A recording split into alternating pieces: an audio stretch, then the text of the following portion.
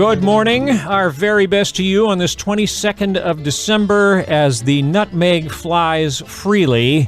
And we bring you a town meeting talk show for the first time in a while. Glad to have an opportunity to do this again and provide some information for you that we hope is going to be valuable. If perhaps a little disconcerting right in the middle of the holidays, but there is a reason for bringing this topic up, as you will hear, because it has to do with internet safety for kids.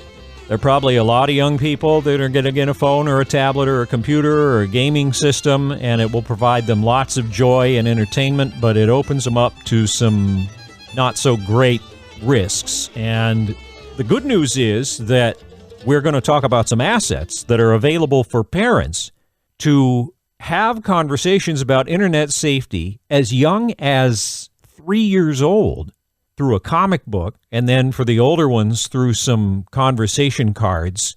All of it made available by the Alaska Children's Trust. And I had the pleasure of speaking with their CEO, Trevor Storrs, recently, so we could get all of this out to you before all the shiny new technology is exposed under the tree. So it's a really good program. If you're concerned about this topic or maybe have not thought about this topic as a parent, which still, is the case sometimes, and we'll discuss, Trevor and I talked about some of the misconceptions that parents sometimes have, not because they're bad parents, certainly, but because they just don't know. Before that, though, speaking of internet, I would like to acknowledge our ongoing sponsor of the Town Meeting Talk Show each and every time we have it, and that is Cordova Wireless Communications. I should say when we have it and when we don't, because we're an on-demand program here, of course. We like to focus on visiting with local people as much as possible, but you've been very quiet over the last several months, and that's okay, because there are people at the statewide level that are good to visit with as well. Cordova Wireless, of course, is your local cell phone and wireless internet provider, which also provides your local talk show. And I want to offer an extra special large thank you to them because they are bringing you every single holiday feature that we are doing throughout this season. All the music, all the theater, all the features, all the talking to the kids, the whole thing made possible in part by Cordova Wireless, a really great community partner. So let's share our visit with Trevor Storrs, CEO of the Alaska Children's Trust, and learn about the new assets that they have for teaching kids about internet safety. That's our topic today on the Town Meeting Talk Show.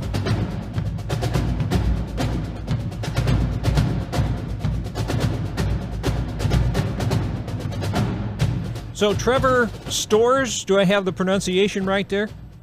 You do. Wow, that's 1 point for me right out of the gate. Let's Absolutely. We always like to know who we're talking to. So tell us about your background in the context of Alaska Children's Trust and how you came to be involved. Well, sure. So I'm actually the president and CEO of the Children's Trust. I've been with the organization just shy of 14 years, and I came way of doing other work. I've lived here in Alaska for coming on 29 years, and I have worked with a variety of groups over the years, where they were talking the homeless. I led the statewide HIV/AIDS organization. I've worked with developmentally disabled, worked with adults, kids, all of that. Cool. And all of it's been around working with individuals that just face different challenges in our communities and our state. And through all of that, I just knew that one of the ways I could help individuals is actually prevent some of the challenges. And you can do that when you're working around issues with kids. And that's how I got involved with the Alaska Children's Trust. Wow. So clearly a passion for service, very admirable. And maybe let's have you tell us a little about the Alaska Children's Trust and its function and your role in community engagement. The Children's Trust is the statewide organization focused on the prevention of child abuse and neglect. And when you hear that, a lot of people are like, wow, that's huge. And it is, but at the same time, it's not. Because we know one thing: when families, children, youth, and communities have four things, that's the knowledge, the skills, the supports and resources to thrive, they have less of.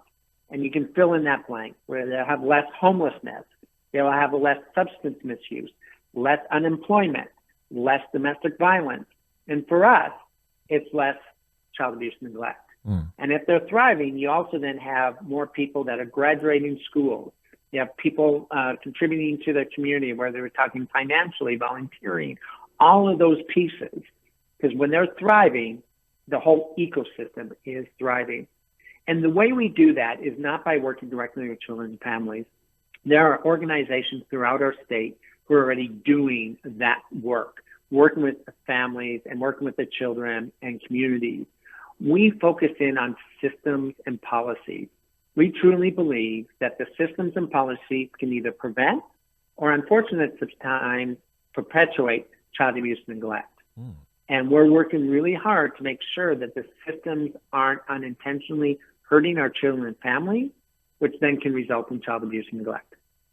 Yeah, well, and the thing that's interesting about internet safety and some of the challenges for kids that creates, you talked about how the amount of thriving in a community can have a proportional impact on perhaps how much abuse is going on in that community. But the problems created by technology, especially for kids, kind of seem to transcend that. I mean, that's the trends that I've seen. Have you found that to be the case, that this is a broader, more pervasive challenge, internet safety? Well, yes. And I think there's a couple of reasons for it. Is one, the internet itself is not dangerous, meaning that it serves multiple purposes. But when a kid is on the internet, it doesn't lead automatically to. Whereas, when you're using substances, that has a direct impact. Second is when people are accessing the internet, they can be at home. So when we talk to parents about kids and online safety, they always think that the kids are safe because they're in, sometimes we say in the basement, right? But we're in Alaska. Yeah. They're not hanging out in the basement, but in their bedroom or in the family room, wherever they may be, or on the couch right next to you, and they're on their phone or gaming console or any of those things that, yes, they're safe physically, but electronically they may not. There are people that are coming into your home electronically that can put your kids at risk, and or the information that kids are getting, they may not be ready to learn or understand or be exposed to without the appropriate adult interaction and support. And that's where the internet gets tricky. And then it's just so vast. Yeah. It's unregulated on the most part.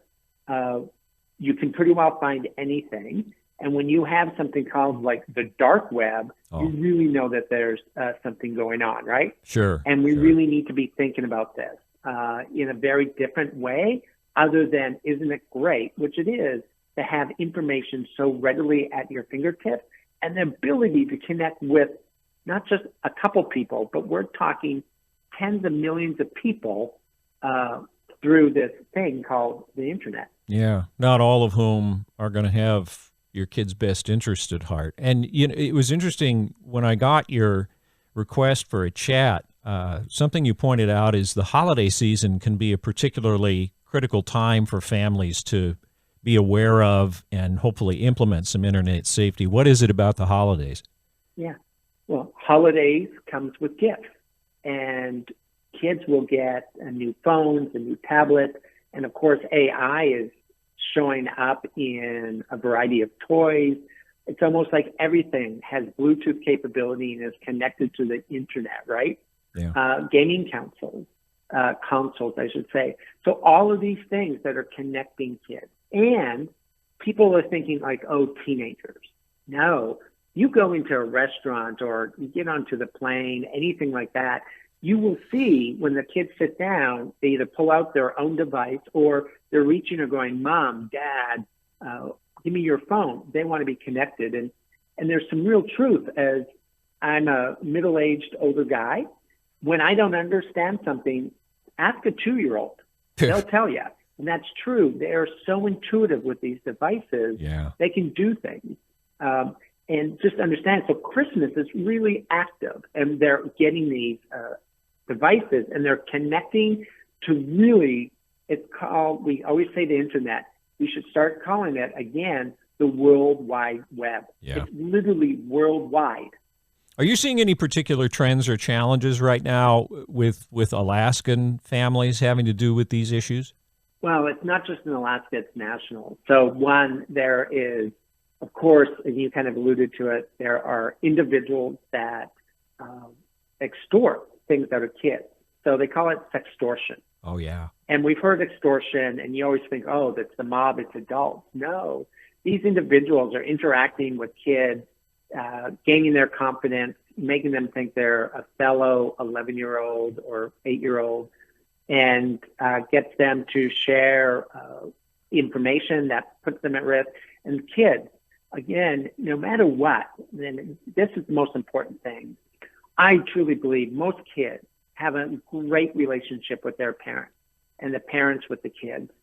And we as parents, well, they as parents, I'm not a parent, we believe our kids will tell us and always come to us for help. And one of the things we have to think about is when we were kids, would we do that? Now, granted, they will go, well, it's because I didn't have a good relationship with my parents. But even if you did, would you?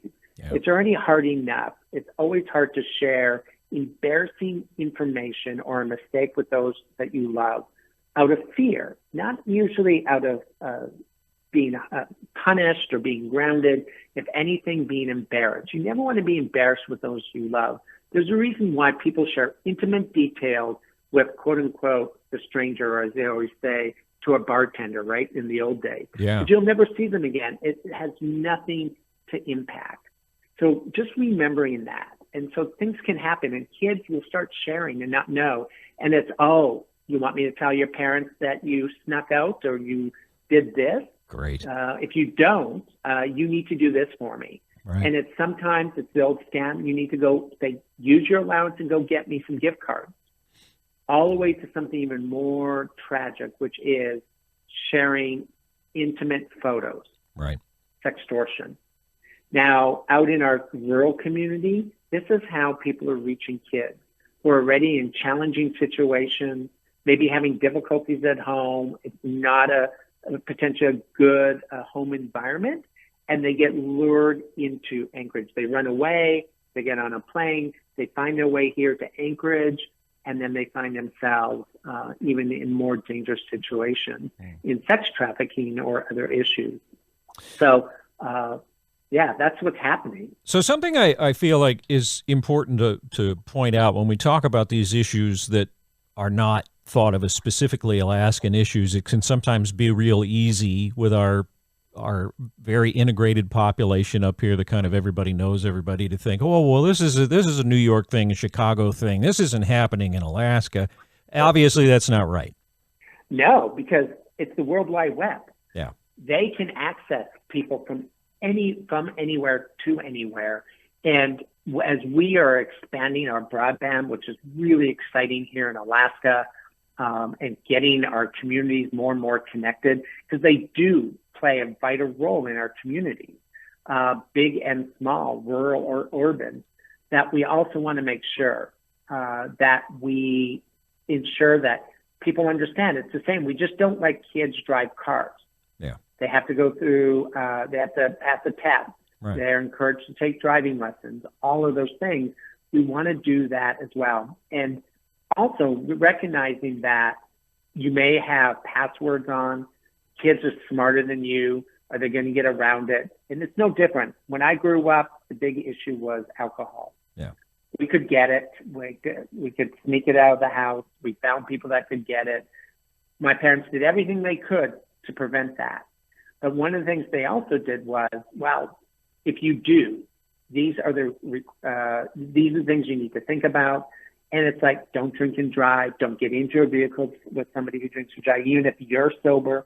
They discussed the risks with us, and they did it in an age-appropriate way. And it was never about encouraging us to access or do things, but they know that we're kids and we just might find ourselves in situations that were unintended or unexpected. and or we'll just be kids and make the wrong choice, or not such a good choice. And then what do we do when that happens? Yeah. And I think that's one of the reasons why I'm still here today. Yeah. Yeah. Well, obviously, it is a problem that can touch people in Alaska.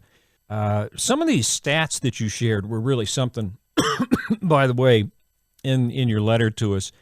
By age 8, 1 in 4 children have a cell phone. And interesting, only half of parents use parental controls on tablets, apparently, and even fewer do so on the smartphones and the game consoles. Yeah. Why do you think those numbers are so low? I don't think parents should think about it. The kids are safe. They're connected. And we never did that. We were never, although as generations grow, but many of us weren't connected that way. We don't get it. And it's new to them. And until parents understand, one, it has the capability, what's that capability? And more importantly, nobody wants to think that somebody would hurt children. Yeah. And just being aware. And one of the things also is, like I talked about the stranger danger.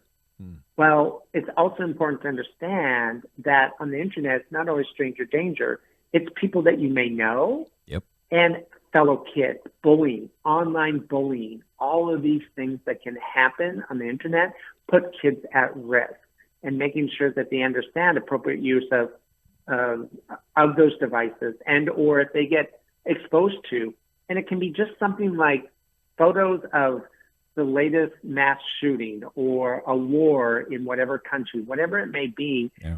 And an 8-year-old sees that, they may not understand what's going on or what they're seeing, and making sure that they know when you see something you don't understand, one, it's okay just to shut it off. It is okay to come and talk to us, ask those questions, and just be aware of that.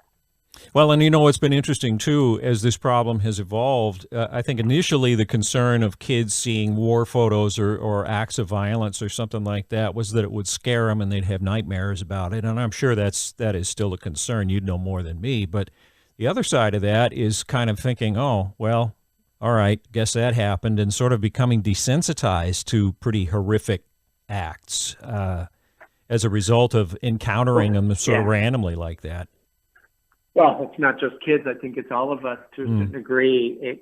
And that's one of the things. So whether we're talking online safety, human development, everything in our life, one of the best things we can do is communicate to our kids. So talking to them about when this is happening so much, how do you take a break from it so you're not being oversensitized or desensitized? And also just talking about what is the impact of the war, what is it doing, because it's easy to separate because it's not happening to you. So one of the things we've done with online safety is we have 2 materials for parents. One is for 3 to 6-year-olds. We created this great interactive comic called K9 Sunny. Yeah. Sunny is the dog that works with the state troopers on crime. We took her liking golden retriever, and it's an item that parents can read with their kids and talk, just the basic stuff, again, about online safety. And then for older kids, we have these conversational cards. They're all online. There's soon to be an app by January that has even more questions. But these are the questions that you can start asking the kids, from easy questions to more in-depth or harder questions, and sometimes it's by age appropriateness, of just helping, again, parents have some of the skills and tools they need to thrive, which is, how do I interact with my kids around this? And not just going, don't go there, don't do this. As we know, sometimes it's when you tell somebody, don't do this, their interest might be a little more piqued, right? Oh, yeah. I'm a parent. I understand that 100%. And I was a kid. As soon as my parents said I shouldn't do something, I was like, oh, that could be fun, right? I've rethought my parenting strategy many times. I thought, there's a bunch of things I should have taught the opposite of what I wanted to have happen so the right thing would happen, just out of pure rebellion. Reverse psychology. Yeah. I suppose. But it's just having those conversations, creating that space. And again, that's how you also build the trust with the kids, that they know they can come and talk to you. And one of the things I actually always encourage parents to do is ensure that the kids have, and I say auntie and in the family. And auntie doesn't mean my biological aunt. It's very much in the sense of who is that person. If you can't talk to me, you're really that scared or too embarrassed, whatever it may be, then I want you to know you can talk to auntie or uncle. That close family friend, it could be a relative by blood or not, but that person in the family that you trust and that you've arranged with them going, if my kid comes and talks to you, I want you to know you can talk to them, you can answer any of their questions outside of if they are about hurting themselves or hurting others, we need to know about it. Things of that nature, create those parameters, but you can go and talk to them and I will never know. But I want you to know there's other source of an adult that you can talk to because that's the number one protective factor for kids. When they have an adult that they can trust and seek help from, it reduces their risk of. And again, it's one of those fill in the blank.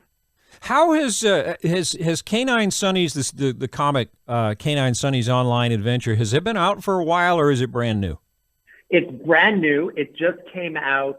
We did a soft release kind of end of October, did a bigger release here in November, just before Thanksgiving. We have sent out, there's about 10,000 copies out there. We're getting about another 10,000 to get out to providers and share.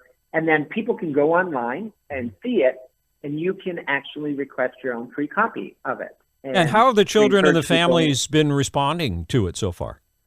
So, well, the kids have been loving it, especially when they got to meet Sunny herself. To get her paw autograph. But so far, really good. Parents are liking the reminder to them, like, oh, I need to be thinking about this. Because there's so much going on visually that they aren't thinking of, like, again, my kid is in their room, they're safe. But what might they have access to that you're not thinking about? Sure. And then we're hearing from the kids that they enjoy it, but it's also getting them to think about their own safety. Yeah, well, and I love the idea too of using Sonny, an actual state trooper dog, as a hero. How'd that come about? Well, we actually had a convening with Senator Sullivan around online safety and invited the state troopers, and they came and brought Sonny. Sonny has a specific job. They actually snip out any electronic devices. So when they're having to search a premises for somebody who may have illegal imagery of children and things of that nature, they could be on a thumb drive, right? And it could look like a regular thing and you would never know it, and or easily hidden. They can sniff this thing out. Wow. And the reason is because those devices are made with certain chemicals that the dog is trained for. And so we got to meet Sonny, and we've been thinking about what we could do for the younger age. And we're thinking some type of book or something that families could read, because that was the feedback we were getting from the families that we polled. They didn't want questions. That's for older kids. They wanted something to do with the younger kids. And then we were like, oh, Sonny, we need a character. Why not Sonny? And it was a great relationship, especially with everything that the troopers do around this topic. Of course, it's more at the far end, and they're all about prevention as well, because they'd rather not have to investigate things like this. And they just thought that this is a great partnership. So I really want to do a big shout out to them for partnering with us, and then our variety of funders. And then we've been working really close with GCI, who's been a wonderful funder, but really a partner, as they are expanding their broadband. They're like, we want to provide something to the community, but we want to make sure it's done in the most safe manner as possible. So they've been partnering with us and trying to get this information out as well. Well, you said too that that the Sonny content is actually directed to kids as young as 3, maybe. What are some of the how does it teach the lessons to little kids that are like 3 to 6 years old? Well, there's about 5 different storylines, and they're about a page or 2 page each, about certain aspects of online that goes through. And then what comes with the comic book is a parent's guide of each one of those areas and what is the follow-up things that the parents can talk about. So it's really just a comic. It's an interaction. It is the opening of the door that then the parents can discuss a little bit about online, that is outlined. They address online bullying, making sure that people understand what is that and how their comments could be bullying versus supportive, things of that nature. Okay. And then you also mentioned looking a little toward the older kids, an upcoming asset, the online safety conversation cards, which will be an app. I assume it's already on a website somewhere. Kind of how would an older child and a parent work on that together, or do they do it together? Well, it's conversational cards, and sometimes you will see these. It's like the conversational cards for road trips. These are little cards that the parents use, or you can give it to the kid and go pick one, ask the question out loud, and let's talk about it. It's those questions that parents are like, well, what do I ask my kids about online?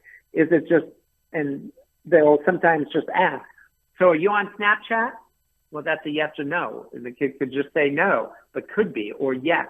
It's more the open-ended questions.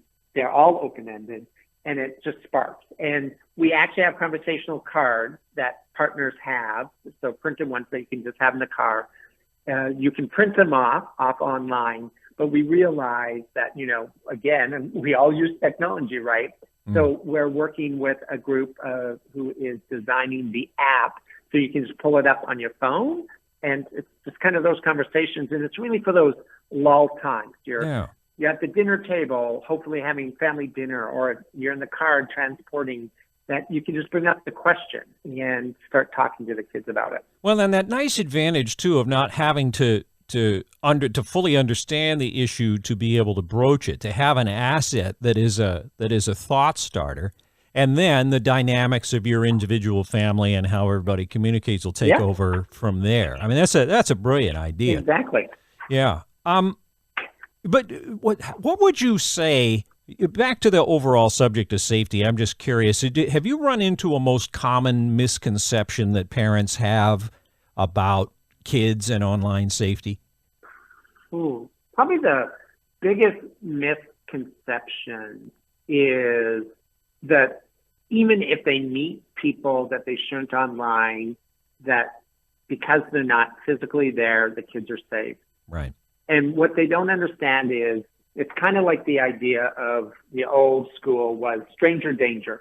So everybody was taught about the person in a white van coming by and snatching kids. Yeah.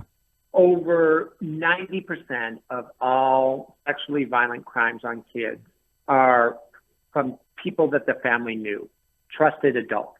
So making sure that you understand that those trusted adults, it didn't happen overnight. People don't just jump out of the bush. That does happen, but very rarely. Yeah. It is developing the trust. So people get online and they develop relationships. So it's important to know when kids are talking about friends that, oh yeah, I have a friend, Sammy or whatever online. Like, who are they? What are they? Have you seen them on things of that nature? Because they're basically, as they say, catfished. And they start building a relationship and sharing stuff. And that's the misconception that it's kind of like one and done. Most of this is relationship based. They gain their trust. They really build into this story. And then that's when we're willing to do things for people we either trust or have an emotional connection with. And then we get embarrassed by that. So it's really understanding that process. Well, in AI, as you mentioned earlier, adds a completely different layer to that. We're already starting to hear stories about how kids are developing relationships, quote unquote, relationships with artificial intelligences that, when you think about it, in many ways are just glorified predictive text mechanisms and don't really have much in the way of morals in terms of what they're going to say to a kid who's pouring his or her heart out to this machine, and sometimes will even encourage some pretty ghastly behavior. So that's it. We'd probably have to do another show to talk about the challenges of that. I don't want to keep you all day. Even thinking about online safety is not just about danger of meeting people. I think what you're also getting to is things like understanding screen time, having boundaries about the amount of time that kids get to be on. Now, there's still research being determined, but reading is reading. Like reading a book online is still better than watching a movie. There is still some belief that reading a book or paper is sometimes better. There's just because of screens and so forth. But I know that reading on a Kindle is better on my eyes than reading on an iPad, tablet, things of that nature. But think about your screen time and the amount of time that kids are, and then be thinking about, and that's the nice thing about the conversational card in the K9, it is not something to be given to the kids and then you walk off. Yeah. It's also creating those interactions. Right. That you can have kids asking each other, like helping kids learn social skills that you don't learn on the phone. Yeah. Because you just don't handshake on, and what are those social aspects, and what does that look like? So it's really important. And then, of course, yes, with AI, it's like great, but it's also like having a relationship with somebody over online that's it's very one-dimensional, especially if it's typed or even if it's just by voice. It's so different having a relation with a human live versus through like Zoom or anything like that. So it's really thinking about that. And that's part of the online safety as well, that you don't get addicted or connected so much to that versus other things. And we're seeing that across the board, adults and kids. Just today, I was walking to my treadmill at the gym, and this woman, she was probably 50, 60. She's just staring at her phone, headphones in, typing away, and just walking. And I have to move. She's oblivious to me even being there. And I'm like, just put the phone down or stop, look around. Or the number of times you go into stores and people are talking to themselves, and they're actually not. They have headphones in and interacting with somebody else and not paying attention to what's happening around them, which puts people at danger as well. So it's all of these things that we need to be thinking about as they become more and more apparent in our lives. It's funny to think, how, maybe when you and I were younger and we were throwing dirt clods at each other and everybody thought, oh, that's not safe. They have to stop doing that. Maybe that was better for us. Maybe that was better. We're doing it at least with other kids. Yeah, right? I know. You're learning to duck and weave, and we're a social being. Yeah, you're not gotta not take one to the head. Duck and weave. Now, before I want to be sure I don't forget about this. How do people get at these assets that you've talked about, the Sonny's online adventure and the conversation cards and other tools for parents? Where are they? How can somebody who's like, okay, I've been waiting to hear for an asset like this. How do I go get it? Well, of course, use the internet for this. This is the good thing about the internet, and Google is our friend. Google Alaska Children's Trust. It will take you right to our website, and then our work. There's a whole page on online. If you type in K9 Sunny online adventures, it will pop up.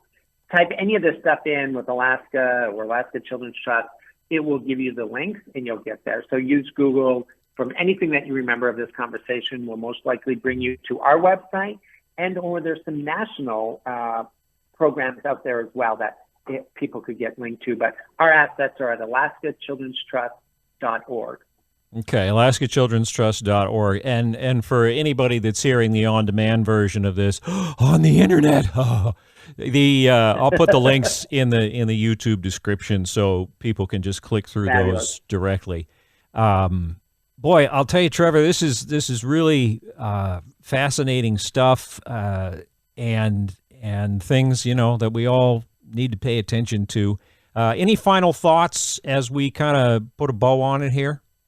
Again, just a reminder to parents: everything that is good for us and so forth can also come with some risks or challenges, and it all comes down to just having conversations with our kids and giving them the tools to hopefully navigate through it safely, or if they're faced with things, they know what to do. And thank you for having this opportunity for me just to share. And most importantly, happy holidays to everybody. All right. Well, thank you very much, Trevor Storrs of Alaska Children's Trust. Stay on the line so we can debrief a little bit for the purposes of the show. Thank you again so much for sharing this information. A great program. Thank you.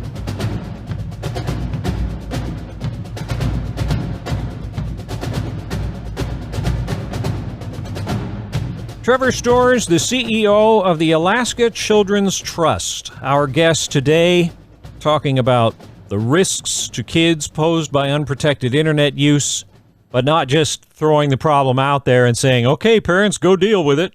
Nope, they have ways to help you interact with your kids in a healthy way through K9 Sunny's online adventure and the online safety conversation cards.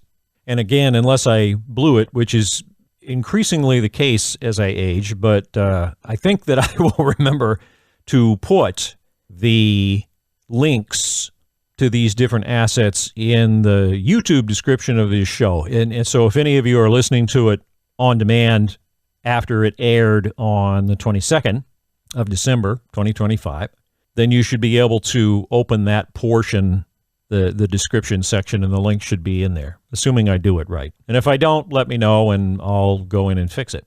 I want to say thanks to Robbie again for coming up with the idea to have an archive where all these programs are. So if you heard something in here that you think might be valuable to somebody else, and not just necessarily people who live in Cordova, but anywhere, like Trevor said, it's the World Wide Web. So if you have an aunt in Dubuque or a sister in Bogota, or take your choice, we're happy to have anybody take advantage of this information. And we are able to do that because of the support of Cordova Wireless Communications, not only a valuable partner to us here on the radio so we can do this show, but also in Cordova in general, because they, along with their sister organization, CTC, bring a whole lot of money into the community that we don't have to go out and harvest in some fashion or another. You don't have to go dig it up.